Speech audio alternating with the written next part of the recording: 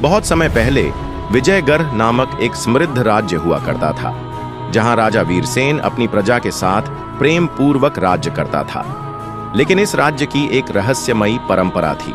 हर 100 वर्षों में एक शापित रात आती थी, जिस दिन सिंहासन पर बैठा राजा या तो मर जाता या पागल हो जाता। इस बात को लेकर पूरे राज्य में डर का माहौल रहता था। राजा वीरसेन को इस रहस्य का पता चला तो उसने फैसला किया कि वह स्वयं इसका कारण खोजेगा।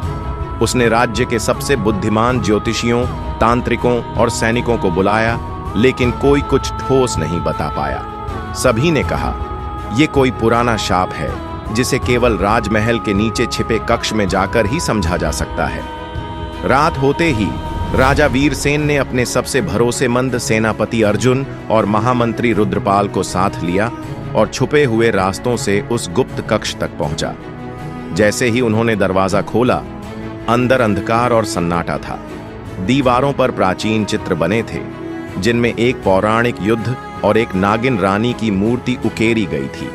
अचानक एक पुरानी पुस्तक मिली, नागिनी श्राप कथा, जिसमें लिखा था कि विजयगढ़ का सिंहासन एक नागिन रानी से छीन कर बनाया गया था और शाप दिया गया था कि हर 100 साल में उस सिंहासन पर बैठा राजा उसकी आत्मा के क्रोध का शिकार बनेगा।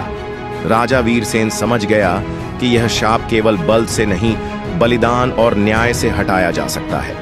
अगली रात शापित रात आने वाली थी। सभी दरबारी डरे हुए थे, लेकिन राजा वीरसेन ने सिंहासन के पास अग्निकुंड बनवाया और सबके सामने घोषणा की, मैं अपनी राजगद्दी उसी नागिन आत्मा को लौटा रहा हूं। मैं न्याय कर रहा हूं। अब यदि मेरा बलिदान आवश्यक है तो मैं तैयार हूं। अग्निकुंड से तेज लपटें उठीं और अचानक एक आवाज आई, तेरा न्याय स्वीकार है वीरसेन, अब ये राज्य शाप मुक्त है। लोगों की आंखों के सामने अचानक महल की दीवारों पर बने चित्र बदल गए। युद्ध की जगह शांति और सौहार्द के दृश्य उभर आए और राजा सिंहासन पर बैठा रहा, सुरक्षित, शांत। राज्य में उत्सव मनाया गया और वीरसेन का नाम इतिहास में शाप विजेता के रूप में अमर हो गया।